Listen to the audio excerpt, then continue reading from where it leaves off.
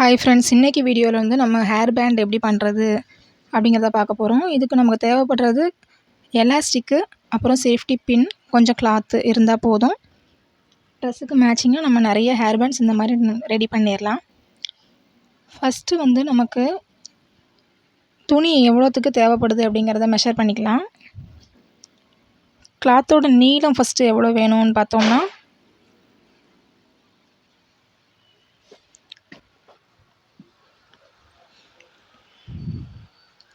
22 inch நீளம் வேணும்.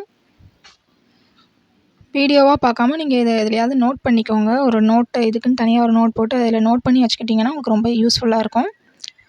அகலம் பார்த்திங்கன்னா 3 இன்ச்சு. இந்த மாதிரி ஒரு கிளாத்தை கட் பண்ணி எடுத்துக்கலாம். அப்புறம் எலாஸ்டிக் எவ்வளோன்னு பார்த்தீங்கன்னா 9 இன்ச்சஸ். கரெக்டாக 9 இன்ச் இருந்தால் போதும். இதுக்கு அதிகமாகவும் வேணாம், கம்மியாகவும் வேணாம். பார்த்தீங்கன்னா இப்போ இது 9 இன்ச் இருக்குது. இந்த மாதிரி எலாஸ்டிக்காக எடுத்துக்கோங்க.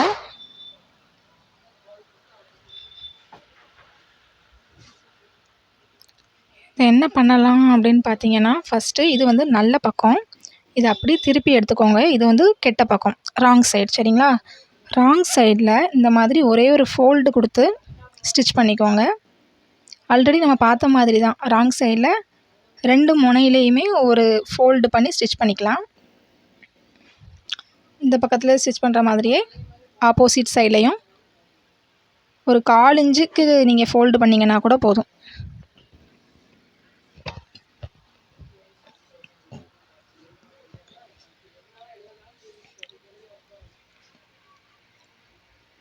இந்த மாதிரி ஃபோல்ட் பண்ணிக்கிட்டு ஸ்டிச் பண்ணி எடுத்துக்கோங்க.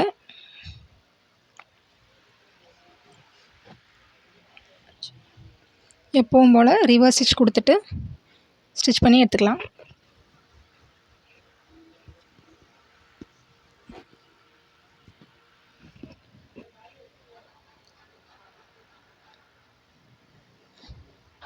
இப்போ வந்து இதை வந்து ஒரு பிஸ்னஸாகவே பண்ணிகிட்ருக்காங்க, ஹேர் பேண்டை மட்டும் ஸ்டிச் பண்ணி கொடுக்குறது. ஸோ இந்த வீடியோ உங்களுக்கு ரொம்ப யூஸ்ஃபுல்லாக இருக்கும். கவனமாக வீடியோவை பாருங்கள். இது வந்து ஆப்போசிட் சைடு, அதே கெட்ட பக்கத்தில் தான் ஒரு 1/4 இன்ச்சுக்கு மடித்து ஸ்டிச் பண்ணி எடுத்துக்கலாம். ஏன் இப்படி ஸ்டிச் பண்ணுறோம் அப்படின்னா, கடைசியில் நமக்கு வந்து ஃபினிஷிங் கரெக்டாக இருக்கணும். அதுக்காக தான் இந்த மாதிரி ஸ்டிச் பண்ணுறோம்.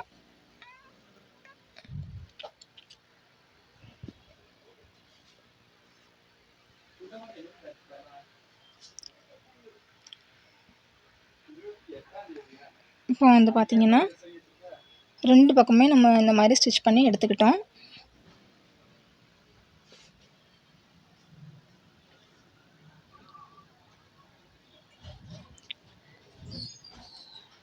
இப்படி ஸ்டிச் பண்ணுறதுனால ஃபினிஷிங் நல்லா வரும்.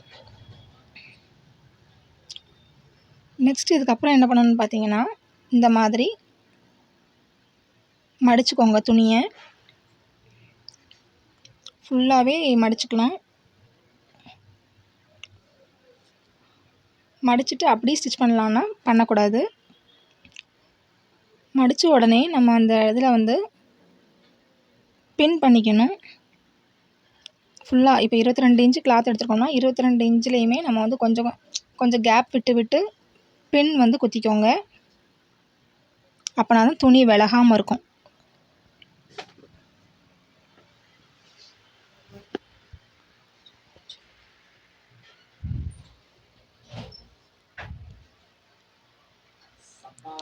கொஞ்சம் கேப் விட்டு விட்டு இந்த மாதிரி பின் பண்ணிக்கலாம். இப்படி பின் பண்ணும்போது தான் நமக்கு வந்து ஸ்டிச் பண்ண ஈஸியாக இருக்கும்.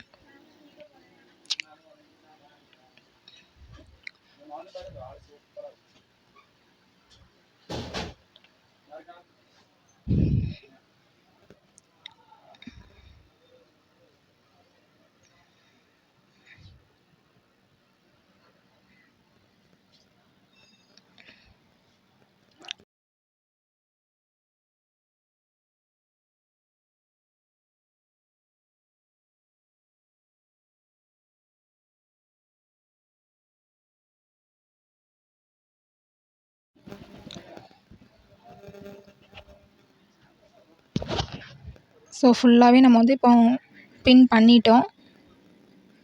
பின் பண்ணி முடிச்ச அப்புறம் ஸ்டிச் பண்ணணும். ஒரு 1/4 இன்ச்சு கேப்பில் இந்த மாதிரி ஸ்ட்ரெயிட்டாக ஒரு ஸ்டிச் வந்து போட்டு எடுத்துக்கலாம்.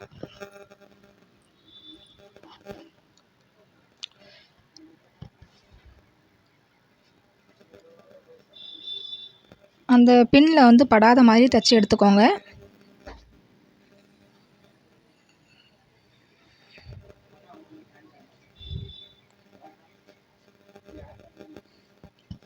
எந்த அவசரமும் இல்லை. இந்த மாதிரி பொறுமையாக ஸ்டிச் பண்ணி எடுத்துக்கோங்க.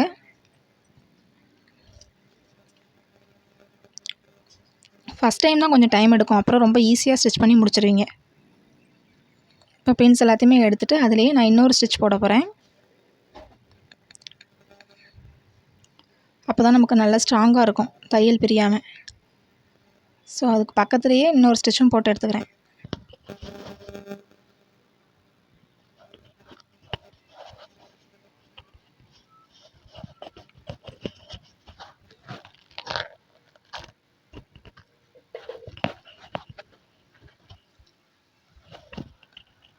இப்போ நூலை வந்து கட் பண்ணிக்கலாம்.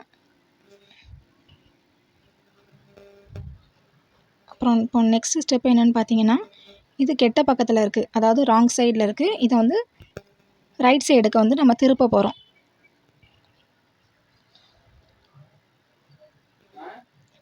ஆக்சுவலி இது மட்டும் தான் நமக்கு வந்து வேலைன்னா இந்த இதில் இது மட்டும் தான் வேலை. கொஞ்சம் டைம் எடுக்கும். ஆனால் ஒரு டைம் எடுத்துட்டீங்க அப்படின்னா அடுத்து பழகிரும். இந்த மாதிரி நல்ல பக்கத்துக்கு திருப்பிக்கோங்க.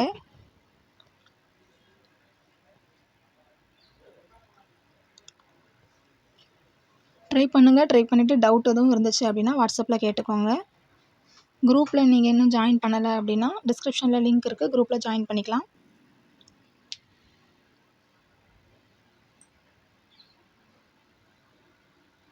பார்த்தீங்கன்னா இப்போ ஃபுல்லாகவே நம்ம நல்ல பக்கத்துக்கு திருப்பி எடுத்துட்டோம்.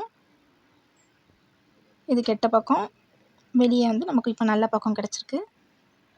இதை இப்படியே ஸ்டிச் பண்ணாமல் நல்லா ஃபஸ்ட்டு அயர்ன் பண்ணி எடுத்துக்கலாம். அப்படின்னா தான் ஃபினிஷிங் வந்து நமக்கு நல்லா கிடைக்கும்.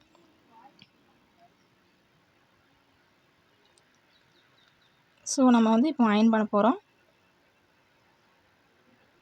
இந்த மாதிரி சுருக்காக இருக்குல்ல, சுருண்டு இருக்குது, அது அந்த மாதிரி இல்லாமல் இருக்கிறதுக்கு அயர்ன் பண்ணிக்கலாம்.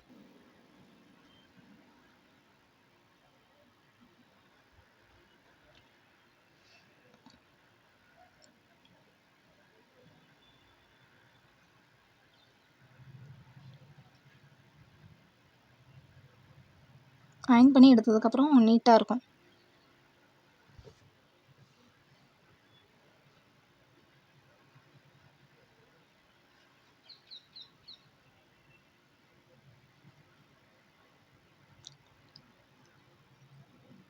இப்போ வந்து நம்ம அயர்ன் பண்ணி எடுத்தாச்சு.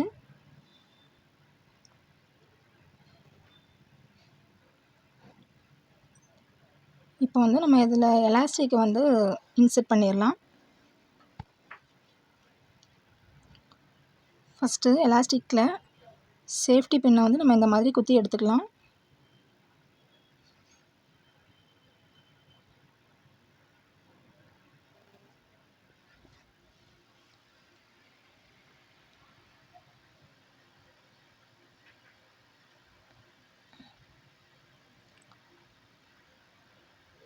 இப்போ வீடியோவில் காட்டுற மாதிரியே இதே மாதிரி எலாஸ்டிக்கை வந்து உள்ளே கொடுங்க.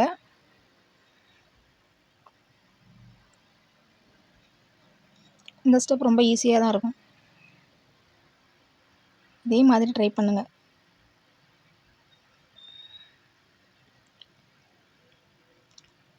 உங்கள்கிட்ட என்ன கிளாத் இருக்கோ அந்த கிளாத்தில் நீங்கள் எனக்கு இதை மாதிரி ஸ்டிச் பண்ணி வாட்ஸ்அப்பில் சென்ட் பண்ணலாம். காட்டனாக எடுத்துக்கிட்டிங்கன்னா ஈஸியாக இருக்கும்.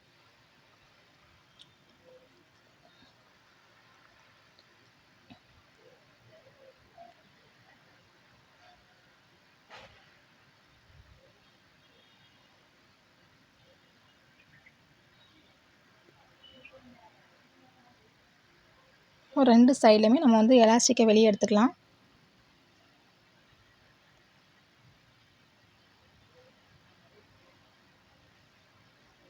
சேஃப்டி பின்னை வந்து ரிமூவ் பண்ணிவிட்டு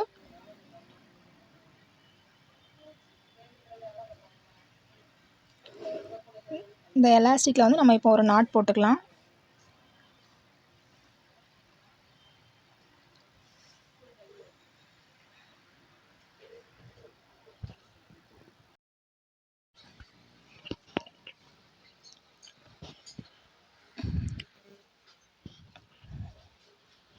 ரெண்டு சைட்லேயுமே இந்த மாதிரி எலாஸ்டிக் இருக்கும். இதை நல்லா கொஞ்சம் டைட்டாக வெளியே இழுத்துட்டு ஒரு முடிச்சு போட்டுக்கலாம்.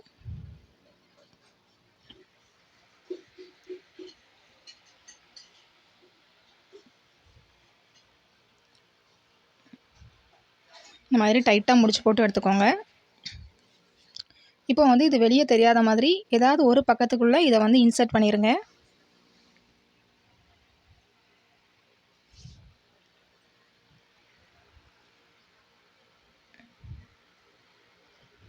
இந்த மாதிரி இதை வந்து இன்சர்ட் பண்ணிவிட்டு பார்த்தீங்கன்னா இப்படி தான் இருக்கும். அடுத்தது எலாஸ்டிக் தெரியாத மாதிரி நம்ம ஒரு ஸ்டிச் போடணும். எப்படின்னு பார்த்தீங்கன்னா ஒரு முனையை இன்னொன்றுக்குள்ளே விட்டுட்டு வெளியே தெரியாத மாதிரி ஒரு தையல் போட்டுக்கலாம் ஸ்ட்ரைட்டாக. இந்த மாதிரி வீடியோ கொஞ்சம் நல்லா பார்த்துக்கோங்க, அப்போ தான் கிளியராக புரியும்.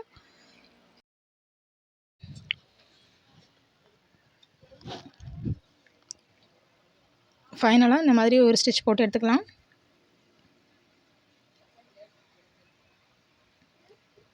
ஸ்ட்ரைட்டாக ஒரு தையல் மட்டும் போட்டு எடுத்துக்கலாம். எப்படி போட கஷ்டமாக இருந்துச்சு அப்படின்னா கை தையல் கூட போட்டுக்கலாம்.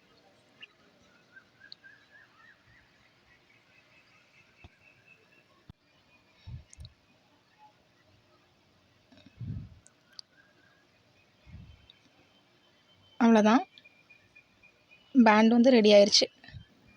நூல் ஏதாவது தெரிஞ்சுது அப்படின்னா கட் பண்ணி எடுத்துக்கோங்க.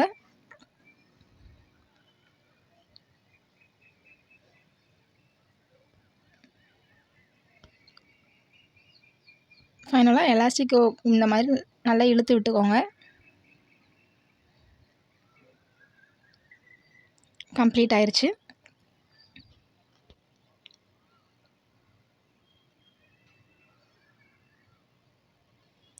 ஸோ இந்த வீடியோ உங்களுக்கு யூஸ்ஃபுல்லாக இருந்திருக்கும் அப்படின்னு நினைக்கிறேன். நெக்ஸ்ட் வீடியோவில் பார்க்கலாம். தேங்க்ஸ் ஃபார் வாட்சிங்.